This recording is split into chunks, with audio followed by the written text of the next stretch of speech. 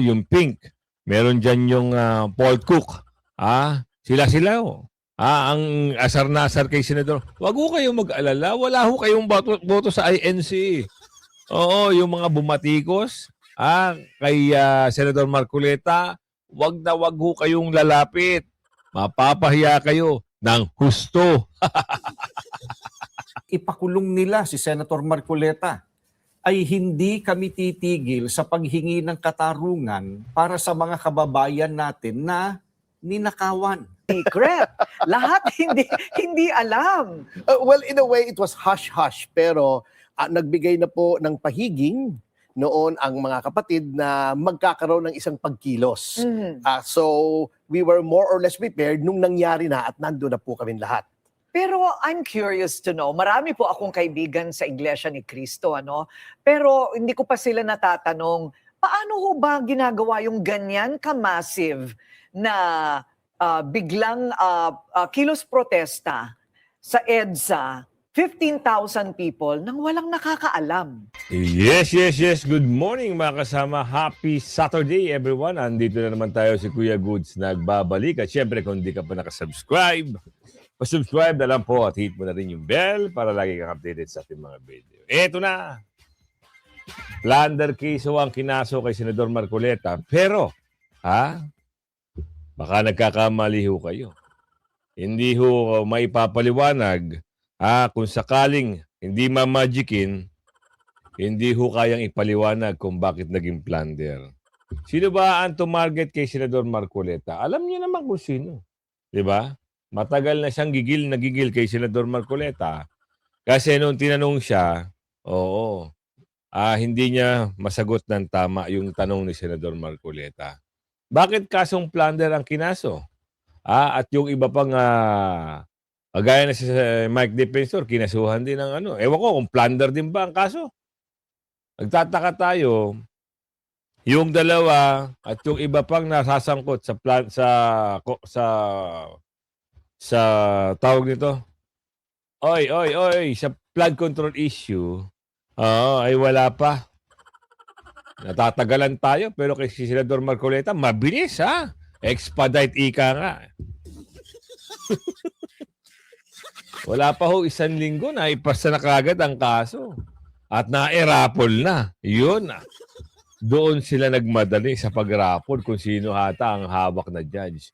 Pero alamin natin yan, may sagot dyan ng mga galing na abogado at yung pamunuan at tapagsalita ng INC, si Sir Habala ay may sagot din dito. Bakit plunder? Affidavit ng ex-Marines, yung 18 Marines ay pirmado na ng Ombudsman. Ayon kay Attorney Baligod. Pero siyempre bago natin rektahan ang mga balita ngayon, andyan lang po yung join button, pumindot ka na at sa dulo ng ating video, yung shoutout segment natin. Siyempre, hindi tayo magtatapos hanggat hindi ko kayo nasa shoutout. Senador Marcoleta, nagsalita na ho. At Attorney Topacio, sinagot lahat ang mga paratang dito sa nangyayaring plunder case ni Senador Marcoleta. Alamin natin kung ano yung mga magaganap at mangyayari pag-uusap na ito. Definitely, for resolution na. We're about to file it already. Formal ng kinasuhan sa Sandigan Bayan ng plunder at paglabag sa Presidential Decree No. 46 si Senator Rodante Marcoleta, former Congressman Mike Defensor at mga businessman na sina Aristotel Veray at Joseph Espiritu. Lunes. Kita nyo, 4 ang kinasuhan. Yung 3 nagmagandang loob lang, nagbigay ng donasyon dahil alam nila, naniniwala sila na itong si Senador Marcoleta noon talagang pagkakatiwalaan ng taong bayan. Talagang magiging respetado at magiging sandalan ng sambayan ng Pilipino. Paano mo nasabi yan, Kuya Goods? Hindi ho ba natin napatotohanan yan? Doon sa Congress, iisang congressman ang bugod tanging nagtatanggol kay BP Sara. Ginigipit, ginigisa si BP Sara ng mga Tuadcom, Tricom, kung ano yung tawag niyo sa kanila. Si Senador Marcoleta lang ang tumayo. Siguro naisipan itong mga magagaling na businessman na ito. May pera sila, bakit hindi natin tulungan? Siya lang naman ang senador at na congressman na meron hong paninindigan at boses. Kaya naman ho nanalo si Senador Marcoleta, tama ho, di ba?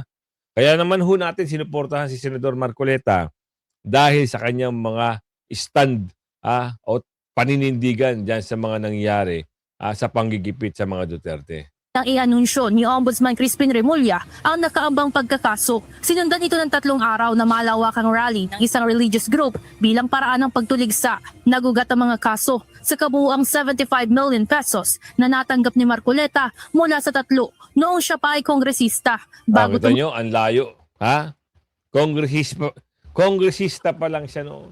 Isipin nyo mabuti. Inuugnay nila nung nakatanggap siya ng 75 million na campaign fund para sa gaganaping senatorial election. 'Di ba? Congressman pa lang niya natanggap yun. Ibig sabihin, wala, imbalido yun. Wala ho sa posisyon ng pagkasenador o wala sa mga timing, wala sa timing na senador na siya nung natanggap. Kaya nga, campaign fund preparasyon yun para sa kanyang pagtakbo bilang senador. Inugnay Ayun ang masaklap. Inugnay. Bakit? Siyempre target. May boses siguro utos ni Palaka, patahimikin yan. Di ba nga, inutos din niya kay Manong Chis. Yung isang Judes. Yung una nag-Judes. Inutos yan. Dahil hindi sinunod, ayun, sinibak na pagka-SP. Nagawan din ng kwento. Nagawan din ng paraan. Sa kadahilan ng ayaw makulong, kasi ibababa na, hinug na yung kaso, ayun, lipat kampo. Asa na ngayon yung political career nyo? Pustahan tayo. Lalapit na naman to sa Iglesia ni Cristo itong mga ito Lalo na yung mga magre-re-election. Maniwala kayo sa akin. Pero nagsabi na ang pumirma sa impeachment complaint, impeachment case ni Bibi Sara, magmula congressman, senador, X na kayo. X na kayo. Wala na ho kayong aasahang boto.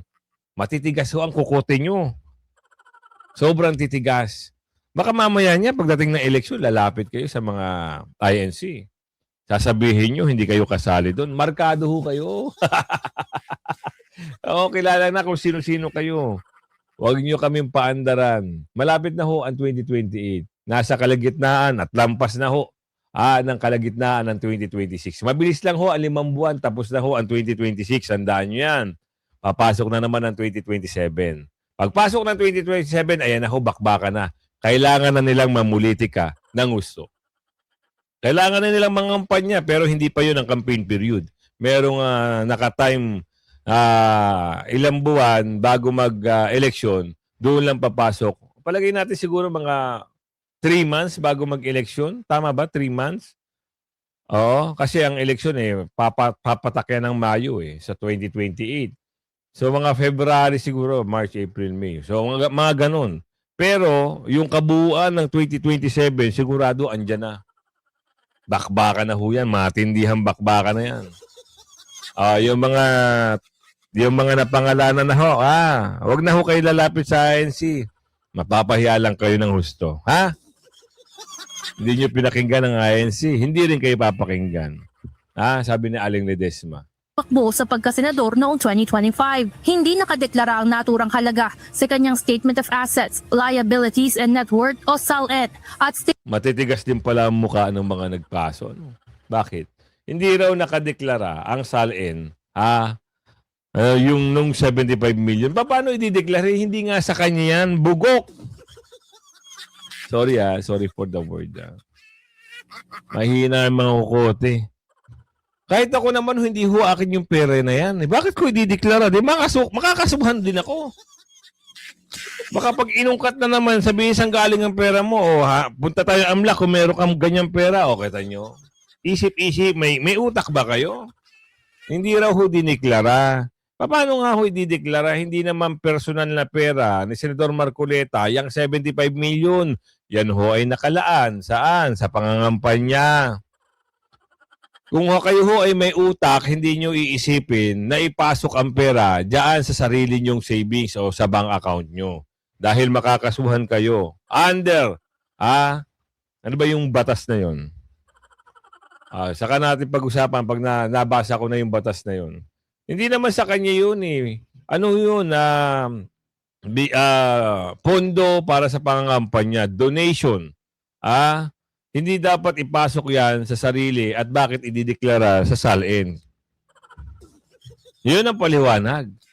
Kasi yung iba nagagaling-galingan na, sabi, 75 million tapos atakas ka sa kaso. Unggoy. Wala hong kaso si Senador Marcoleta. Ginawan ho ng kaso.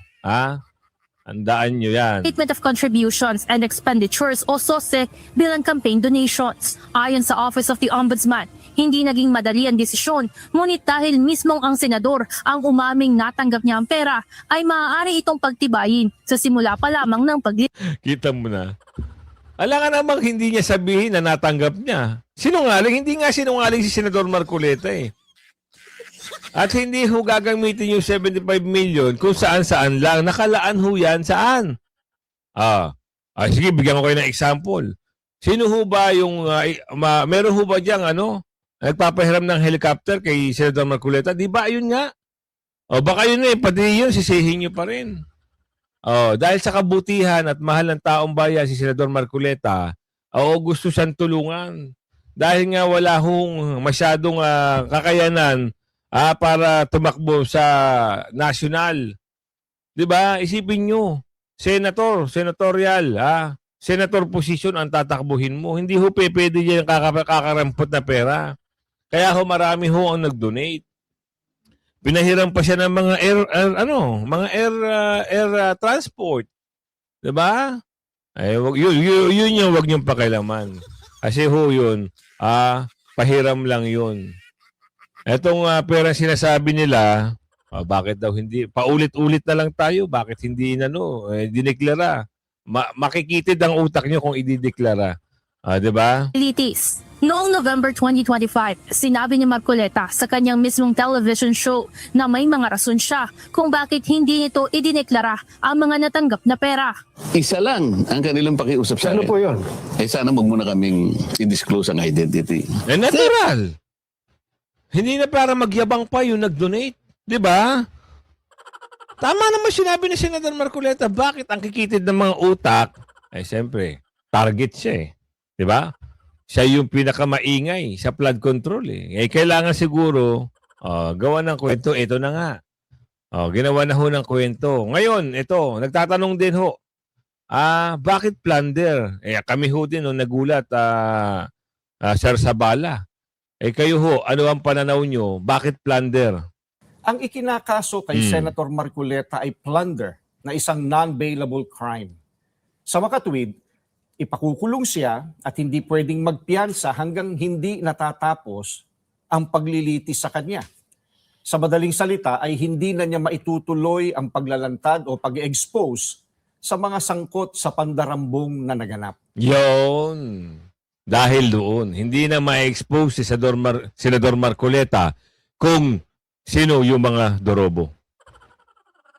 Kilala nyo naman kung sino ho yung talagang kabalitaktakan ni Senador Marcoleta dyan. Meron dyan yung, yung Pink. Meron dyan yung Paul Cook. Sila ho. Ang asar-nasar kay Senador. Wag ho kayong mag-alala. Wala ho kayong boto sa INC. Yung mga bumatikos kay Senador Marcoleta, wag na wag ho kayong lalapit. Mapapahiya kayo ng husto. Pero paano naging plunder ang pagtanggap ng campaign donation? Hindi naman galing sa kabangyaman ng Pilipinas ang tinanggap niyang donation mula sa mga sumuporta sa kanyang pagkandidato bilang senador. At mismong ang COMELEC ay naglabas na ng desisyon na walang krimen na naganap sa pagtanggap niya ng campaign donation. Sinusuportahan ng Iglesia ni Cristo ang itinataguyod ni Senator Marcoleta dahil ito rin ang posisyon namin. Nananawagan kami para sa transparency, accountability, justice, and peace. Kaya, nais naming iparinig sa mga kinauukulan na kahit ipakulong nila si Senator Marcoleta, ay hindi kami titigil sa paghingi ng katarungan para sa mga kababayan natin na ninakawan. Gusto naming ipaalam sa kanila na isang injustice ang selective justice. At hindi kami mananahimik sa harap nitong napakalaking pagyurak sa katarungan na hinihingi ng ating mga kababayan. Nakuha niyo yung punto doon, ha? Ito ho ay magandang paliwanag. Para doon sa mga tao, kasi minsan yung tao, yung mga Pilipino, naliligaw eh.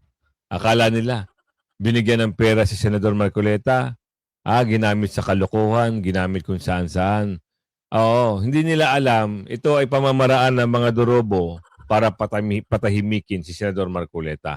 At sinabi rin dito sa video na ito, kung sakali mapapakulong nila si Senador Marcoleta, akala nyo ba mapapatahimik nyo? Yung grupo na ito?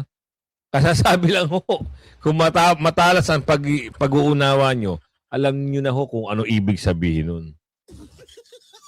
Diba? Hindi naman ho ito banta. Wala hong banta. Ito ho ay isang pahayagang, ano ba yun, malayang pamamahayag sa loobin ng damdamin. Kung sakaling may papakulong nyo si Senador Marcoleta, hindi naman ho kami titigil, sabi sa video. Alam mo na yun, Apidabit ng 18 Marines, pinirmahan na. Pirmado na sa Ombudsman ayon kay Atty. Baligot. Bakit nila sinasabing hindi pa pinirmahan? Alamin nga natin ito. Ito yung kahapon na pag-usapan natin. Bakit sinasabi na hindi raw pinipirmahan at kailangan pa raw si Atty. Baligot para pirmahan ng 18 Marines? Natural. Si Atty. Baligot ay siya yung legal counsel o legal o attorney ng mga 18 Marines. Natural, kung hindi naman ho nababasa at nakikita ni Atty. Baligot kung ano yung nilalaman, bakit pipirmahan? Alamin natin. Pinirmahan na ng 8 nagpakilalang dating bodyguards ni former Congressman Zaldico ang kanilang mga sinumpaang salaysay na binuo sa Office of the Ombudsman. Kita niya, binuo sa Office of the Ombudsman. Tuloy. Kinumpirma ito ni Atty. Levito Baligod sa mensaheng ipinadala sa media. Kahapon, sinabi ni Assistant Ombudsman Miko Clavano na noon pang June 20 binigay ang draft ng mga affidavit kay Atty. Baligod. Ngunit humingi ito ng extension upang pag-aralan. Una nang sinabi ng Ombudsman na gagamitin ang mga salaysay na ebidensya laban kina former House Speaker Martin Romualdez at dating Congressman Zaldico. Dahil ang mga ito umano ang may first-hand knowledge sa nangyaring hatiran ng pera sa mga politiko. Nakuha nyo. Ito ay may personal knowledge sa mga hatiran ng pera sa mga dorobo. Isipin nyo, Tapos, palalabasin ng mga bulok na senador na ito daw, 18 Marines. Tinawag nga nilang kargador, maletagang. At yung mga kampo nila, nilalait pa itong 18 Marines. Ngayon, ito din pala yung affidavit na ito, ang ipampatatapat dito kay Balulong, aray mo. Ibig sabihin, itong ombudsman, naniniwala din kasi yun ang gagamitin, ebidensya laban kay Balulong. Ang tanong dito, paano naman ho yung pinaghatiran na pera na ibang senador? Wala ho ba? Hindi ho ba gagamitin din itong affidavit ng 18 Marines para naman maimbestigahan ho yung mga senador na nadadawit? Paki-explain naman ho. Kami ho ay nagtatanong lang. Baka pwede. Isabay nyo na. Kasi may napangalanan yung 18 Marines. Nung lumabas yung 18 Marines sa may EDSA, no? Ano bang hotel? At may +4 pa. Na lumabas at lumantad. Doon nga nasiwalat yung may basement ba yun? O may yaman. Paldo. Hindi lang once, hindi lang twice. Paldo, grabe. At yung mga nag-iimbestiga kay BP Sara at nagsampa ng kaso na pangalanan din. Huwag kayong papakasiguro kasi ginagamit na ng ombudsman kung ano yung statement ng 18 Marines, baka kayo na ang next, sabi ni Aling Ledesma. Di ba? Ngayon ang tanong dito, alamin natin, meron bang makukuha na 16 na boto? Ipasok natin ang impeachment dito dahil sa Lunes magsisimula na ho yung unang trial na inaabangan ng mga kaliwa, mga kanan, mga dorobo, yung mga pari-pari na mahilig sa rally, yung mga pari-pari na nag-uudyok, nagsusuot pa ng kung ano-anong damit para maipakita lang ang kanilang mga damdamin. Sabagay, hindi na nabago yan eh. Mula noon hanggang ngayon, ilang pari na ho ang nakikita namin na nakikisaw-saw sa politika. At take note, meron din pari-pari ho ang nabanggit sa 18 Marines. Na pinapadahala na pumapaldo. Wow. Paldo. Kaya pala ang ingay mo sa mga Duterte, nakakatanggap ka daw di umano. Paldo. Alamin natin Wala po akong nakikitang ganyan. Kasi sa totoo lang, in a fair fight, yung mga ebidensya na pilit na ilalabas, kaya nakikita natin meron silang mga pinipilit na nilalabas na ebidensya o kaya meron silang pinipilit na ipasok na ebidensya na wala naman kinalaman sa impeachment pero sa tingin nila ay makakapanira kay Vice Presidente. Yun. Dahil kulang it is possible na aminado na ang depensa na hindi nila makukuha yung boto na gusto nila. So ibababad na lang nila sa mga mapapanira nilang opinion, mga mapapanira nilang mga katanungan, ibababad nila ang pangalan ni VP Inday sa publiko in the hopes na dumikit yung kanilang mapanirang mga statements and questions at mga remarks dito sa impeachment. Yun na lang po ang nakikita kong pakay nila. Kasi hindi ako naniniwala pa sa ngayon, wala tayong ebidensya na aabot yan sa 16. Opo, at ito ngang mga pagtitipon, nakilala po natin, ang INC, may una na po silang pahayag pagdating po dito sa impeachment. Kontra po sila sa impeachment, attorney. Maari ho bang maka-apekto rin po itong mga pagtitipon, itong mga rally ito sa darating po na impeachment trial sa July 6? Posibleng dumami ang mga rally. Dahil nga po, ito yung isa sa mga rare occasions na ang mga tao tutol sa isang impeachment. Normally kasi yan, gusto natin malaman Curious tayo. Ito ba, mayroon bang ebidensya dito sa taong ito? At saka, bago na ihahain, bago na dadala sa Senado, yung impeachable officer, marami nang nauna na negative publicity, marami ng yung mga katulad ng pangyayari na mayroong Committee on Good Governance, may Quadcom, may mga ganyan. Pero ito, dumaan nga si VP Inday sa pagkikilatis o inquiry sa House of Representatives, ang isang toneladang negative publicity. Araw-araw halos may panibagong paratang kay Vice Presidente. Ang daming vicious na mga trolls, pero tumataas pa rin ang trust and approval ratings. Yun, doon tayo. Kaya gaya na sinasabi ni Atty. Trixie, paninira na lang talaga ang habol ng mga dorobo dyan. Di ba? Kasi malabo talaga makakuha ng 16. Balik na naman tayo dito. Na kailangan 16 na senador o 2/3 ng kabuuang 24 senador. Tandaan nyo, 24 senador ang nasasabi dito. Hindi ho 21, hindi ho 23, hindi ho 22. 24 senador, kailangan kabuuan o makakuha ng 2/3. Yun pa lang napaka-basic na example at explanation, 2/3 ng 24. Diba? Mahalaga batayan dito ay yung boto. Kailangan kumuha ng 16 na boto. Sa kabilang banda, kailangan lamang ni VP Sara ng 9 na boto o pag marami nang hindi boboto laban sa kanya. Sa kabilang banda, kailangan lang naman ni VP Sara ng 9 na boto para ma-acquit. Tama ba? Para harangan ng conviction. Yun nga. Para harangan ng conviction. Simple lang.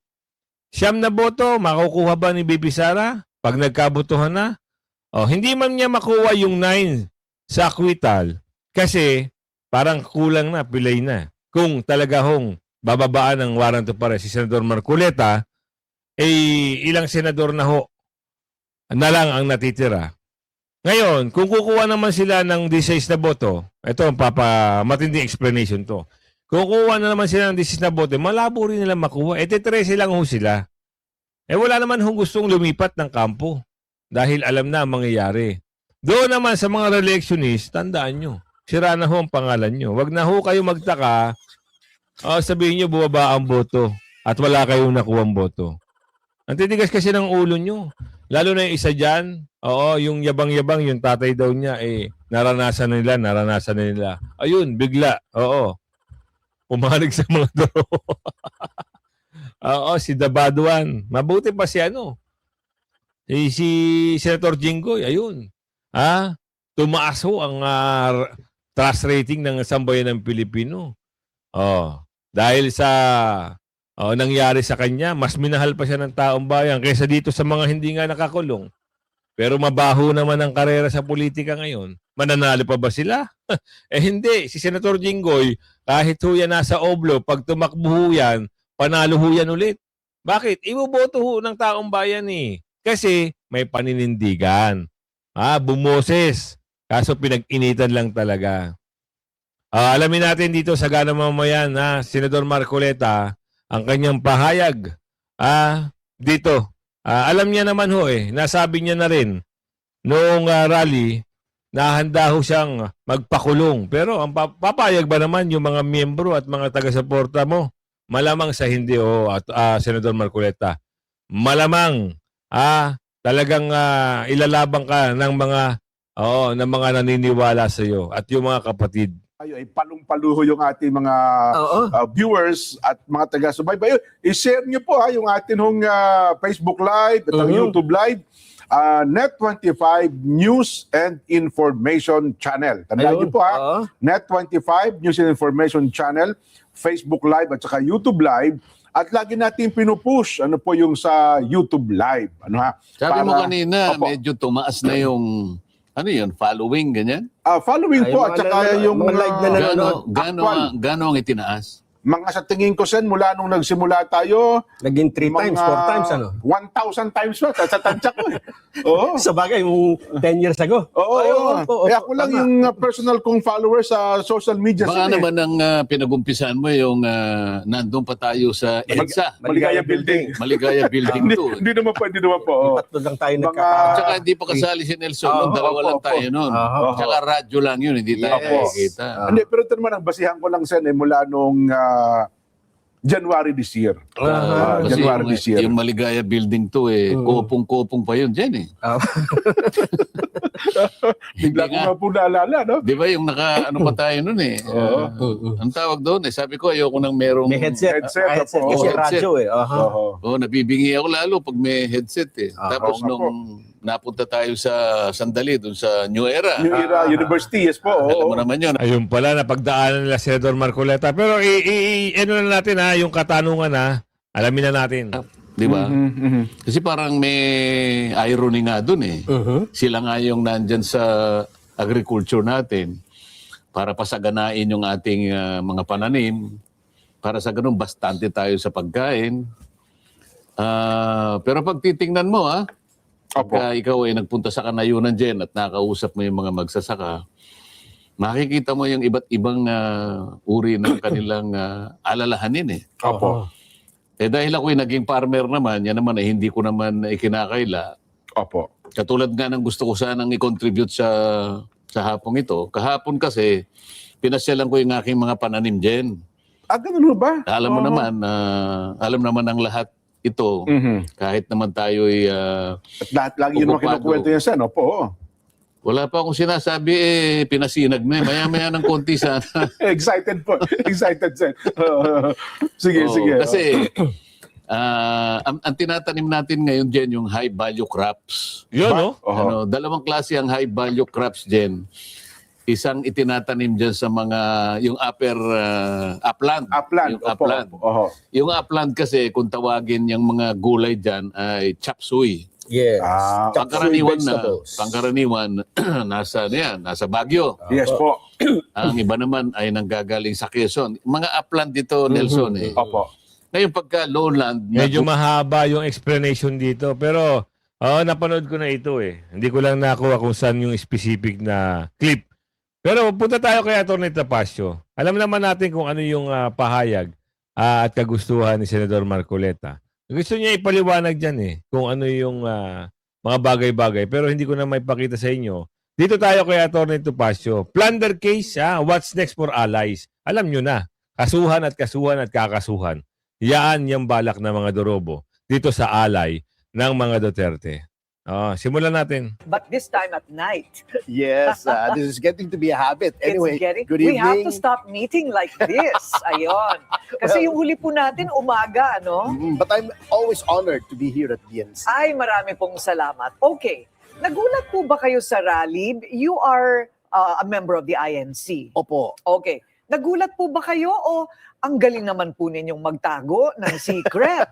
Lahat hindi alam. Well, in a way, it was hush-hush. Pero nagbigay na po ng pahiging noon ang mga kapatid na magkakaroon ng isang pagkilos.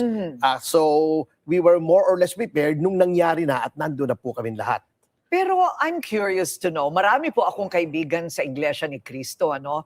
Pero hindi ko pa sila natatanong, paano ho ba ginagawa yung ganyan ka-massive na biglang kilos protesta sa EDSA, 15,000 people nang walang nakakaalam? Paano po ang komunikasyon sa pagitan po ninyo? Hindi po ako privy dun sa mga preparasyon ng pamamahala. Ngunit, alam niyo po, para sa amin ay madali yan. Sapagkat yan po ang aming doktrina. Sa unang Korinto, 1, ang talata ay Gis, ang tunay na iglesia ay walang pagbubuklod-buklod o pagbabahabahagi. We are united in mind and thought. So, yung unity doctrine namin ay madaling makapagpagawa ng mga ganitong pagkilos sa mga miyembro.